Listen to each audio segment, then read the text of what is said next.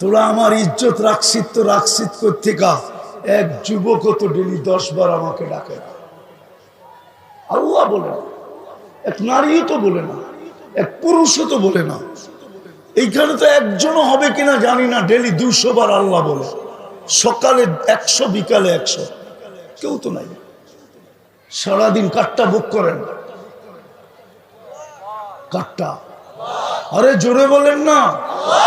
আল্লাহ বললে গুনাহ হবে না, 40 নেকি পাবেন, 40 নেকি। আল্লাহ বলার 40 নেকি অন্য 40 নেকির মতো না।